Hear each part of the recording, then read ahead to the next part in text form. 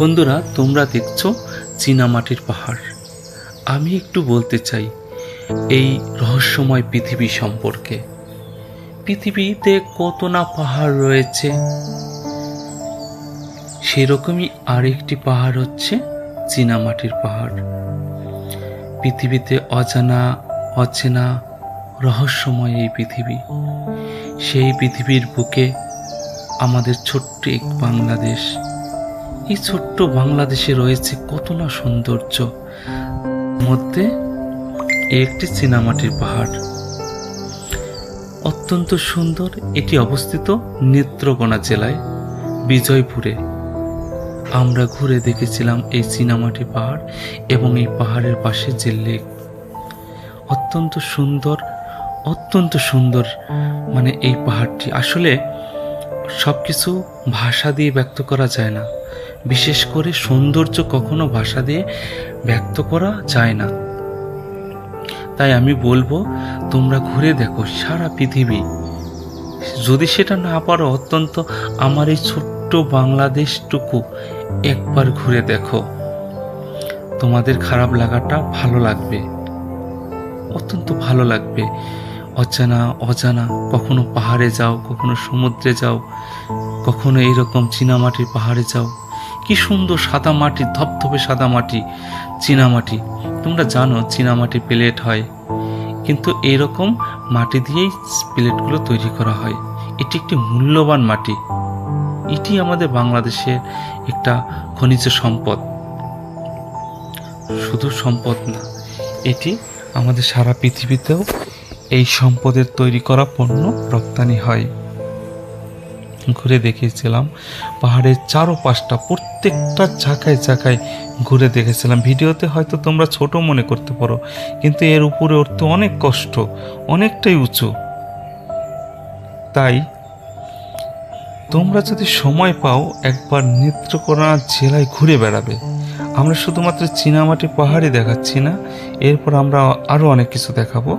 তোমরা দেখতে থাকো, ভিডিওটা শেষ পর্যন্ত দেখো, তাহলে তোমরা নেত্রকোনা জেলায় কি আছে সেটা বুঝতে পারবে। তো এখন তোমাদেরকে দেখাচ্ছি চীনামাটির পাহাড়। চীনামাটির পাহাড় দিয়ে আমি উপরে উঠলাম, এই পাহাড় থেকে ও পাহাড়ে গেলাম।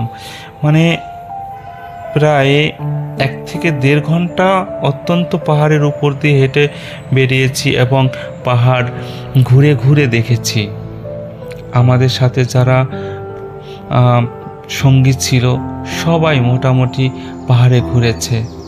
যদিও এই সময়টায় তোমরা বুঝতে পারছো অনেকটা রোদ এবং গরম ছিল, তারপরও সেই রোদ গরম যারা ভ্রমণ পিপাসু তাদের কাছে কোনো ব্যাপারই না। বিশাল রোদের মধ্যেও তারা ঘুরতে পারে, আবার বৃষ্টির মধ্যেও ঘুরতে পারে। তাদের শুধু আশা আকাঙ্ক্ষা ভ্রমণ করা। এই যে দেখো তোমরা এই লেকের জলটা দেখতে পাচ্ছ, এটা কিন্তু স্বাভাবিক জলের মতো না। এটি জলটা দেখো মনে হচ্ছে কি চুনের মধ্যে গোলানো জল, যেরকম হয় ঠিক সেরকম। কারণ এটি এরকম একটা জল। আমরা জলটা ধরেছিলাম, কিন্তু অত্যন্ত ঠান্ডা ছিল। প্রচুর বাইরে রোদ থাকা সত্ত্বেও এখানটার জলটা প্রচণ্ড ঠান্ডা ছিল। ঠিক আছে, এখন সেই বিষয়টাই আসলে কেন হয় সেটা বিজ্ঞানীরা জানে। এখন আমরা সেখান থেকে চলে গেছি অন্য একটি জায়গায়। এটি হচ্ছে বাঁশের সেতু। অনেকগুলো সেতুই আমরা দেখেছি, কিন্তু এটি আমাদের কাছে অন্যতম লেগেছে। বাঁশের সেতু, বিশাল একটা নদীর উপর দিয়ে এই বাঁশের সেতুটি নির্মাণ হয়েছে। এখান দিয়ে অটো চলে, গাড়ি চলে না, বড় অটো, ভ্যান, রিক্সা, মোটরসাইকেল এইগুলো চলে। বিশাল বড় সেতু, বাঁশের সেতু। তো এটা আসলে কিভাবে তৈরি করছে শুনছি যে মাত্র কিছুদিনের জন্যই তৈরি করে, আবার এটা ভেঙে নতুন মানে প্রতি বছর একটা করে তৈরি করে। কি পরিমাণে বাঁশ কাঠ লাগে তোমরা কল্পনা করো। এখানে একটা সেতু হলে সবচেয়ে ভালো হয়। যদিও সেতু হলে পর্যটকরা এখানে বেশি আসবে না, যদিও সেতু আরেকটা আছে, তবে পর্যটকদের জন্য বা মানুষরা যাতে ঘুরে না যায়, একটু সহজ পথে পাড়ি দিতে পারে, এই জন্য এই সেতুটা নির্মাণ হয়েছে। দেখো আমরা যারা একসাথে ঘুরতে গিয়েছিলাম সবাই মিলে আমরা একটু আনন্দ করছি, ছবি তোলা, ঘোরা, সব মিলিয়ে অন্যরকম একটা সময় আমাদের কেটেছে। বেশ সময়টা আমরা পার করছি, এপার থেকে ওপার যেতে বেশ সময় লেগেছে, হেঁটে হেঁটে গিয়েছি। এই বাঁশের সেতু ফিলিংসটা অন্যরকম ছিল, সেটাও আমি আসলে তোমাদেরকে ভাষায় বলে শেষ করতে পারবো না। এখান থেকে আমরা চলে গেলাম আরেকটি জায়গায়, একটা নদী। এই নদী থেকে এই স্থানটি বাংলাদেশ সীমান্ত। এখানে মোটামুটি অনেকগুলো কবর দেওয়া আছে, যারা যুদ্ধে নিহত অনেকগুলো ক্যাপ্টেনের কবর আছে। এবং তোমরা দেখতেই পাচ্ছ এখানে 31টা বিজিপি।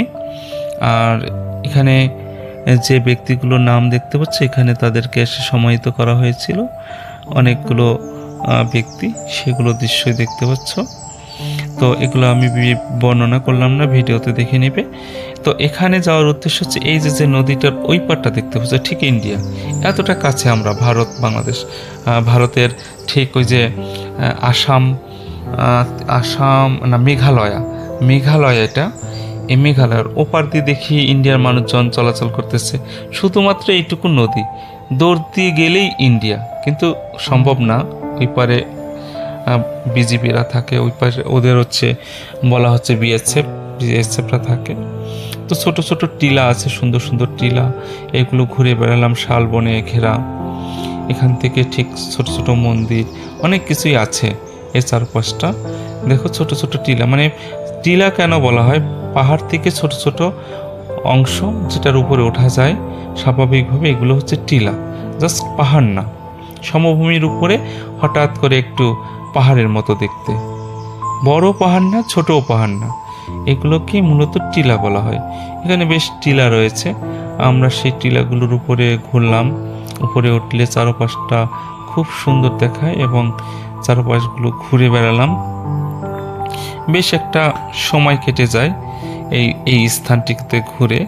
আমরা সবাই মিলে ঘুরলাম। এই টিলার উপর থেকে আমরা কিছু দেখানোর চেষ্টা করছি, যদিও কেমন যেন একটু ঘোলাসে ক্যামেরা এসেছিল, তো কারণ পরিবেশটা অতটা অনুকূল ছিল না।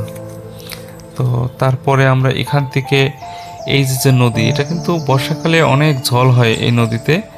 তো এখন এই সময়টা নদীটা শুকনা ছিল, তাই আমরা এই নদী দিয়ে কিন্তু ভারতের মেঘালয় থেকে যে বর্ষা হয়, বৃষ্টি হয়, এই বৃষ্টির সমস্ত জলগুলো কিন্তু এখান দিয়ে বয়ে আমাদের বাংলাদেশের ভিতর দিয়ে বঙ্গোপসাগরে চলে যায়।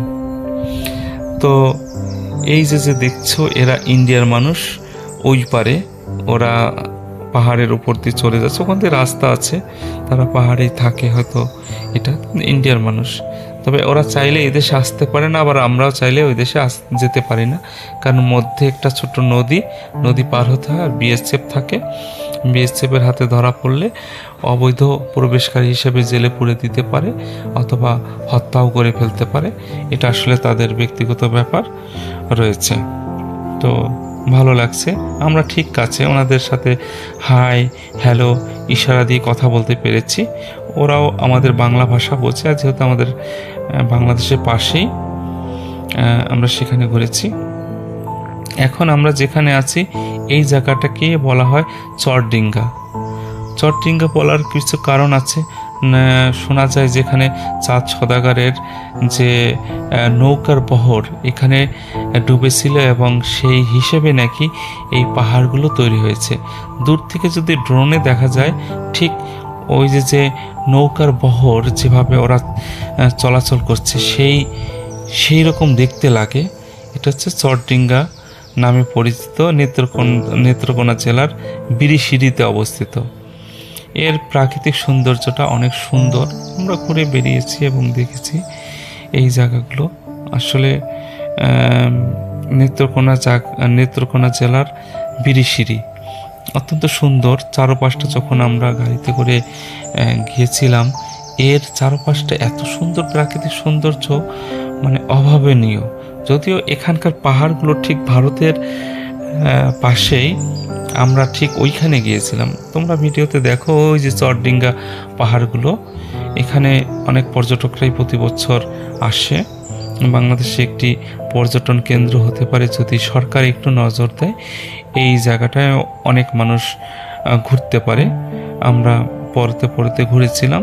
আমরা যে জায়গাগুলোতে ঘুরছি ঠিক ওই পাশে যে পাহাড়গুলো দেখতে পাচ্ছ, প্রায় ওই পাহাড়টার ওই পাশটাই হচ্ছে ইন্ডিয়া। আমরা এই পাহাড় পর্যন্ত যেতে পেরেছি এবং ওখানে ছোট ছোট একটা পিলার আছে। এই পিলারটা লেখা আছে এই পাশ বাংলাদেশ, ওই পাশ ভারত। তো আমরা যারা বিনা পাসপোর্টে বা আমরা যারা ভারতের কাছাকাছি যেতে চাই, এখান থেকে আমরা ভারতের সৌন্দর্য উপভোগ করতে পারি। চাইলে আমরা উপরে যেতে পারবো না, বাট সীমানা পর্যন্ত যেতে পারবো। তবে এখানকার কিছু দোকান আছে, সেই দোকানগুলোতে ভারতীয় অনেক পণ্য পাওয়া যায় খুব কম দামে। তোমরা চাইলেও কিনতে পারো, এটা তোমাদের ব্যক্তিগত ব্যাপার। তো বিশেষ করে জিরার দামটা এখানে অত্যন্ত কম, তোমরা চাইলে এখান থেকে কিনে নিয়ে আসতে পারো। এই যে দেখো, এটা হচ্ছে বাংলাদেশ, এই পিলারের ওই পাশটা হচ্ছে ভারত। আমরা কতবার যে বাংলাদেশ ভারত বাংলাদেশ ভারত, এই যে দেখো ইন্ডিয়া লেখা আছে। আমরা পিলারের এই পাশ ওই পাশ, এই পাশ ও পাশ কত অসংখ্যবার বাংলাদেশ ভারত করেছি, তার কোনো ঠিক নেই।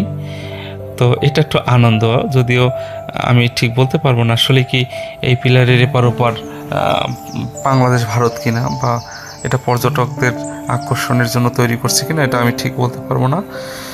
তো এই চরডিঙ্গা পাহাড়ের এই পাশেই একটা বট গাছ ছিল, বেশ কিছুটা ছায়া ছিল। আমরা এখানে সবাই মিলে একটু রেস্ট এবং এই জায়গাটার ছবি তোলার জন্য, নৌকার যে সামনের দৃশ্যটা থাকে সদাগরের, এই জায়গাটা, এই স্থানটি সেরকম সামনের জায়গাটা। তো এখানে এসে সবাই মনে করছে আমরা জাহাজের সামনে দাঁড়িয়ে ছবি তুলছি, দেখতে ঠিক ওরকমই লাগে। তবে এটি একটি কাল্পনিক গল্প, আর এর বাস্তবতা অবশ্যই বৈজ্ঞানিকভাবে নেই। তো বলা হচ্ছে আর কি ডিঙ্গার বহর নাকি এখানেই থেমেছিল এবং এখানেই সেই নৌকাটা পাহাড় হয়ে গেছে। মনসার সেই কাহিনীতে আমরা পাই চরডিঙ্গা পাহাড়ের এরপর আমরা আসলে মজা করতে করতে, তোমরা জানো পিকনিকে গেলে কিন্তু সবচেয়ে বেশি মজাটা হয় গাড়ির মধ্যে, যে যার মতো করে বিনোদন, নাচ গান এগুলো চলতে থাকে।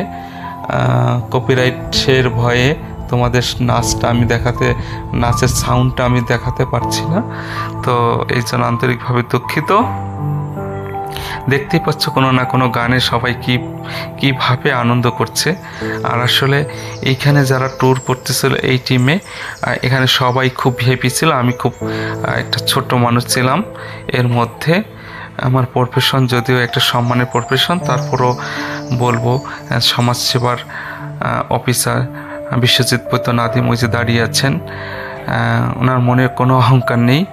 উনি একটা জেলার ডিডি থাকা সত্ত্বেও আমাদের সাথে যেভাবে মিশেছে আসলে অকল্পনীয়। এখানে এমবিবিএস ডাক্তার, লয়ার, তারপরে প্রফেসর, প্রিন্সিপাল, এরকম অনেক অনেক পেশার মানুষ ভ্রমণ করেছে, তাদের মধ্যে আমিও একজন ছিলাম। তো ট্যুরটা খুব ভালো লেগেছে, যদিও পুরো ভিডিওটা মানে নেত্রকোনা জেলার পুরো ভিডিওটা আসলে এখানে আমি প্রদর্শন করানোর চেষ্টা করছি, তাই অনেকটা বড় হয়েছে। আমি জানি অনেকে এগুলো দেখবে না, তো যদি কারো ভালো লাগে ভিডিওটি শেয়ার করবেন আর ভিডিওটি সবাই দেখবেন। আশা করছি সবার সুস্বাস্থ্য কামনা করছি, সবাই ভালো থাকবেন আর সবার জন্য শুভকামনা। আপনারা ভ্রমণ করবেন, ভ্রমণ করলে ভ্রম কাটে, এই কথাটা মাথায় রাখবেন। এটা চিরন্তন সত্য কথা। আপনার ভিতরে যে কুসংস্কার, আপনার ভিতরে যে খারাপ মনোবৃত্তি, এগুলো ভ্রমণ করা সাথে সাথে কেটে যাবে। আর ভ্রমণ করেন, দেখবেন যে সুস্বাস্থ্য ভালো থাকবে। এক হচ্ছে ভ্রমণ করতে কিছু কষ্ট আছে, আনন্দের মধ্যে কষ্ট করাটা ভালো। আপনারা দেখেন যে অনেক ভালো গান চলে, যেমন আমরা খুব নাচি, নাচতে নাচতে আমরা কিন্তু শরীরে একটা ভালো ব্যায়াম হয়। এটাই, যেমন ঘুরতে গেলে অনেক হাঁটতে হয়, অনেক ঘুরতে হয়, সেগুলোতেও অনেক ভালো ব্যায়াম হয়। তো এই যে দেখেন মানে মা বোনেরা মানে সবাই মিলে যে যার মতো করে খুব আনন্দ করেছে। টোটাল মিলিয়ে ট্যুরটা অত্যন্ত সুন্দর হয়েছিল। ভালো লেগেছিল, সবার এই আনন্দ দেখে আরও ভালো লেগেছিল। তাই আর কি বলবো, বলার কিছু নেই। ভ্রমণ করলে ভ্রমণ কাটে, এই কথাটা বারবার আমি বলি। আপনারা ভ্রমণ করেন, বিভিন্ন জায়গায় করেন, শুধু টাকা জমিয়ে ব্যাংক ব্যালেন্স করেন না, মরে গেলে সবই থেকে যাবে। তাই বলবো, নিজের কথা ভাবুন। আপন ভাবনাই বুদ্ধিমানের কাজ। তাই নিজের আনন্দের জন্য একটু সময় করে ঘুরে বেড়ান। সবাই ভালো থাকবেন, সবার জন্য শুভকামনা, সবার সুস্বাস্থ্য কামনা করছি।